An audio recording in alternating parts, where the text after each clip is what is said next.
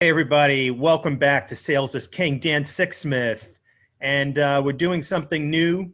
In addition to the podcast, I'm recording this via video so that all our podcasts, this one and future podcasts, will have a video attached to it as well.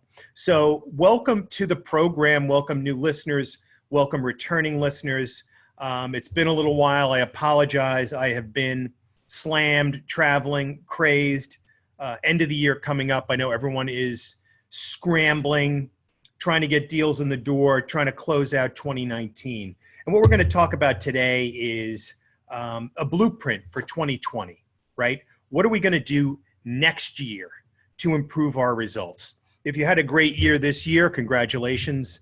If you struggled or if you had not so great a year, that's okay. We're going to look at what we can do to improve. How do we get better? That's what we talk about in this podcast. How do we improve our sales game? What's going on with buyers? What's going on with elite sellers? What are some of the techniques? How are the elite sellers doing so well? What can you do to improve your sales game? What are buyers saying they're looking for? So there's a lot that we cover in this podcast. If you're new, welcome. Definitely hit the subscribe button. We definitely push the envelope. We interview leaders, authors, subject matter experts in the game of sales, and we're happy to have you. Also, if you like the podcast, if you're a fan, share it with your teammates, with your friends. Love to get more people signed up and listening and watching. Also, if you need to reach out to me, dan.sixsmith@gmail. Many of you have done this over the years that we've had the podcast, and it's been great. We've had great interactions, whether it be just an informal conversation or perhaps one-on-one coaching or coming in, helping train coach teams, and or trying to move your revenue numbers up. Hit me up on email, dan.sixsmith@gmail.com, or on LinkedIn. So 2020 is almost here. I'm starting fresh. I'm already jumping into what I'd like to do differently with the podcast. We've changed up the intro music, and we're going to attach videos to all of the podcasts. If you remember a couple of years ago, I did video tips of the day on LinkedIn, which was great. You can find many of those on my YouTube channel. So meanwhile, my equipment is falling apart here. But anyway, so let's talk about 2020, right? When we start to look at the new year, what are we going to do? How are we going to improve? And what is going to be our approach? So number one is we're going to need to take an honest look at 2019, right? What happened? And we need to go deal by deal. We need to look at what happened in the wins, right? What did you do well in the wins? Number one. Number two, what happened in the losses, right? Why did you lose? Was it something you did? Was it the team? What were the reasons why these deals didn't happen? Number three, if people went into witness protection on you, the dreaded, people that are just vanished, the do-nothings, the stalled deals, right? Those are also things that plague salespeople. So what happened with those, right? What could you have done differently to move the ball forward? Was it not enough follow-up? Was it not aggressive enough? Was it not demonstrating value? These are things that potentially could have led to a do-nothing scenario. And we know from the research that almost 60% of deals in a typical pipeline are going to wind up going into do-nothing. So there's a lot we have to do to demonstrate value. If you remember also from the research, less than 2 out of 10 salespeople get a second meeting. Staggering number. It's from Forrester. It was also delivered by Richardson. Less than 2 out of 10 people are getting a second meeting. which is not good, which means we're not demonstrating value.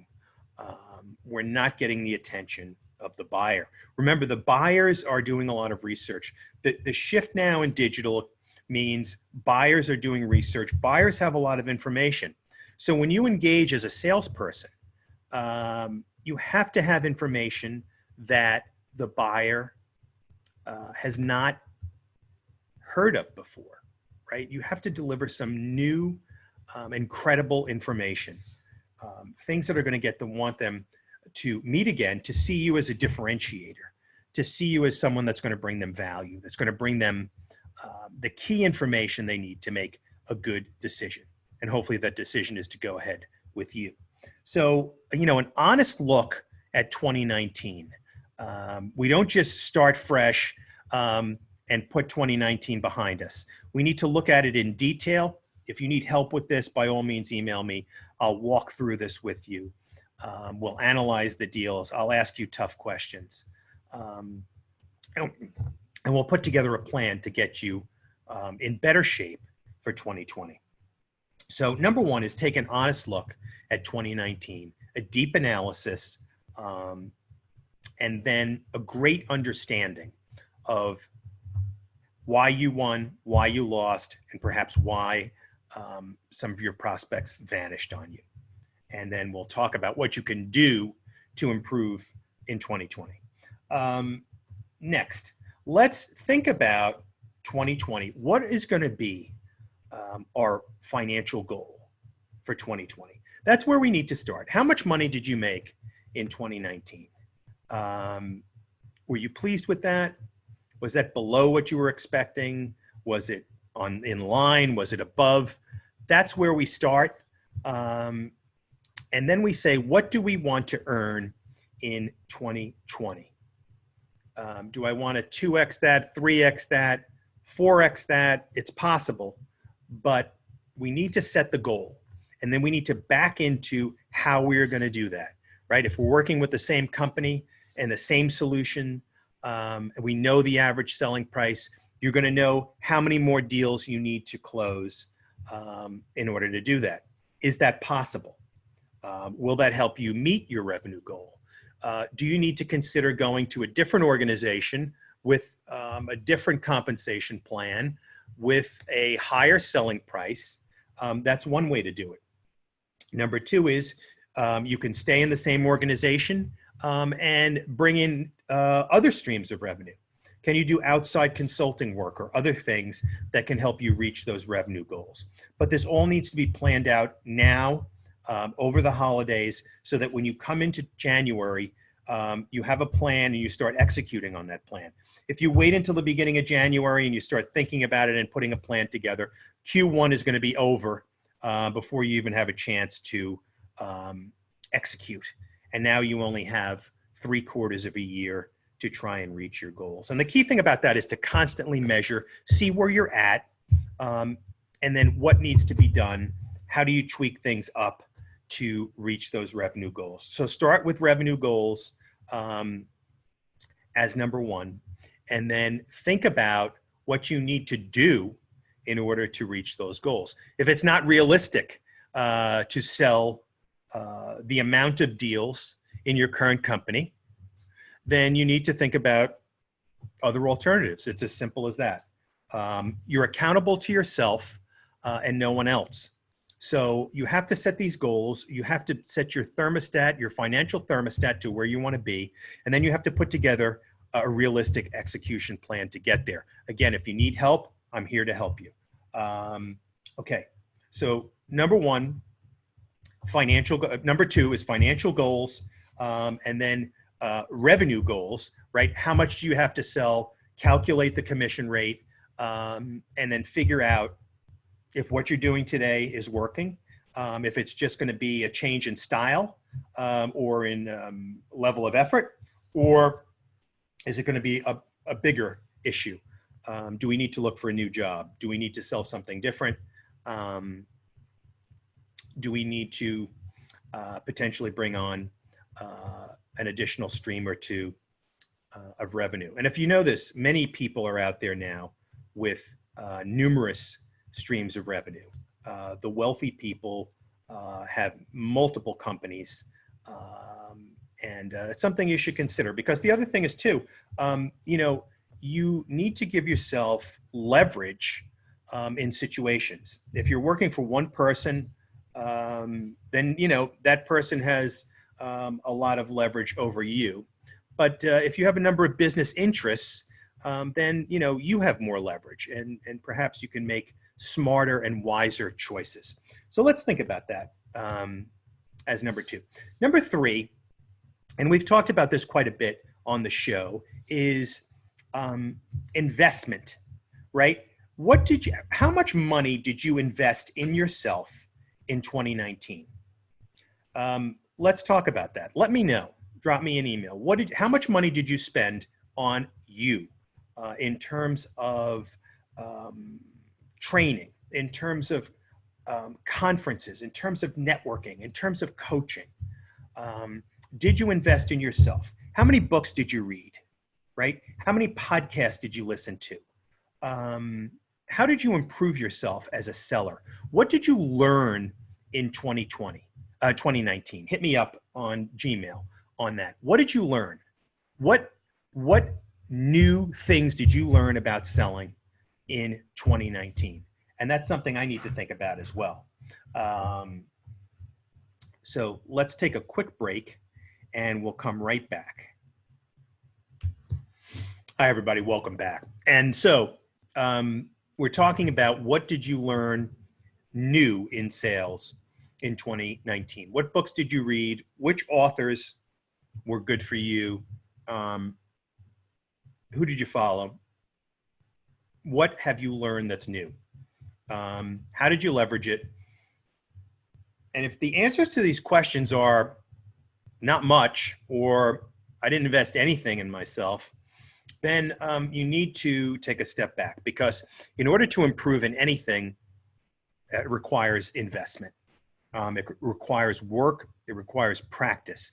If you think about the elite athletes, they are out there, whether it be on the field, in the gym, all the time, right? On a daily basis, sometimes twice a day, exercising, working out, trying to get to be the best in their craft. So there's no reason why we in sales think that we can just walk into the office every day, pick up the phone, or walk into a meeting and just start blathering on and thinking we're going to make a lot of money. It doesn't work that way. We need to hone our craft. We need to learn. We need to invest in ourselves. We need to role play. We need to go out there and work hard, learn from the losses, learn from the wins. This is like, an intense situation. This requires a lot of work, a lot of reflection, a lot of investment. And I see too many reps just winging it. And we can't wing it. Winging it doesn't work anymore. We can't go in and smile and glad hand and backslap and take people out to dinner. That was the 80s, the 70s, the schmoozy woozy approach. Now they want subject matter experts. They want personalization. They want insights. They want to know things about their competitors. They want to make sure you understand their business, how they make money, right? So that's going to be what you need to look at. And you need to put together an investment plan. You need to put together a budget. How much will I spend on myself in 2020? Where do I need help? Do I need to hire a coach that works with me on a weekly basis? Do I need to assemble a group of mentors? Do I need to follow some of the sales leaders or read some of the sales books? Do I need to be more engaged in going to conferences, learning more about my industry, learning more about my solution, right? So these are the things you need to think about moving into 2020. Investment plan for yourself in becoming better. Next, time management. How did you manage your time in 2019? Were you constantly stressed out? Did you feel like you didn't have enough time to prospect or follow up? Then you need to look at your time management, right? Because it's not acceptable to say I'm too busy. I don't have time. Let me just turn my phone off here. That's unacceptable. So if it means starting the day earlier, if it means blocking time out on your calendar, if it means working on the weekend, you need to manage your time better. How do you deliver more wins for your company? How do you speak to more people? How do you shake more hands, right? Maybe you need more FaceTime. Maybe it was too much phone calls, too many WebExes and Zoom meetings. There is, as you all know, a much greater chance of things going your way in face-to-face. There's so much more that you can accomplish in face-to-face versus a Zoom meeting. You don't know if someone's looking at their watch, if someone's flipping through emails, if they're thinking about the next meeting. There's a lot that can be going on that's not going to be focused on what you're trying to present. So think about more FaceTime, more travel, getting up earlier, working more in the morning. There's so much research that says you can get so much more done in the mornings than in the afternoons. So maybe you need to make your mornings longer. Figure out ways to reduce the non-essential work. Think about what you do in a day and try to minimize the things that are not value adds. Very, very important. So time management is the next one. Next, a coaching plan. There's so much research that says salespeople want coaches. Unfortunately, companies are not providing an adequate amount of coaching. There's some research from Miller Heiman that says that companies with dynamic coaching plans and better than adequate coaching plans are having a tremendous drive, a tremendous improvement in win rate. And conversely, the ones that kind of wing it are seeing declines. So coaching is critical. We're in this fast-paced type climate out there, right? Even the managers are running. They have their own individual goals. But oftentimes we're throwing people out there and hoping that things go well. And then if they don't, then we're going to bring them in and start talking about it. Coaching needs to be ongoing. But what I'm here to say is if your company, and I've said this, you guys who listen to me all the time have heard me say this probably 50 times. But if your company is not providing coaching, it's not acceptable to say, oh, well, I just don't get any coaching. No, you need to find an outside coach, an outside organization that's going to help you. I do it. There are other companies that do it. Let me know how I can help. But find a coach and regularly meet with this coach. Ask your company for it. If they don't provide it, find an outside research. But you need a coaching plan in 2020 if you're going to be successful. The best of us have coaches. The elite athletes have coaches. All those great tennis players, right? They all have coaches. They're sitting in the stands. They work with them. So everybody has a coach. And why don't you? If you don't, you need to get one in 2020. Hit me up. I can help you, dan.sixsmith@gmail. If you need a reference or referral, I could also do that as well. So coaching is going to be key. Find a coach. Work hard at your craft. Lastly, for this session today, health. What are you doing about your health?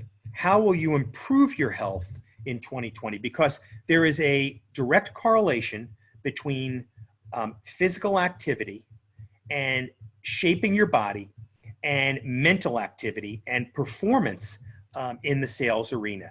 So what will you do to improve your physical health? If you're in great shape and if you exercise and work out frequently, that's great. Keep it up.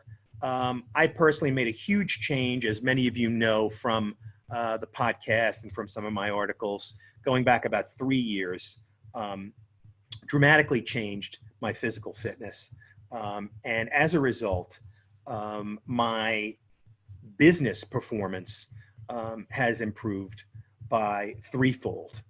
Next year, I'm hoping it's going to be 5 or 6-fold from prior levels. So without a doubt, physical fitness, health, diet, nutrition is key. You can't be running all over the place from meeting to meeting not eating properly, gaining weight, sloshing around, going out, partying, and then coming in the next day and just like sloshing into a meeting, staggering in the door and, picking up the phone. That doesn't work. That's not going to work in 2020. Take care of your health, take care of your nutrition, become as physically fit as you can. There's research that shows creativity is stimulated when you're out there exercising, whether it's a walk, a run, a CrossFit, weightlifting, whatever you like to do. Make sure you get it done. Make the time. If it means getting up early, if it means end of the day, if it means a quick jaunt over at lunch, do it. I know many of you guys have facilities in your buildings, which is great. But if you don't, throw on the sneakers, get out there and do it, because health, nutrition, physical fitness is going to be key for you in 2020. So those are a few initial thoughts as we move into the next century, as the next decade. That would be great, right? But as we move into the next decade, think about these changes, right? Because, you cannot expect to achieve better results by doing the same type of activities with the same level of frequency, with the same kind of rut that you might be in. So let's think about these ideas moving into 2020. Let's have a great end of the year, because we still have a couple of weeks to go. How do we wrap things up strong? Where can we bring things in that might be flying around that we can rally and get in the door? And then let's think about over the break what we're going to do differently to win in 2020. Do it.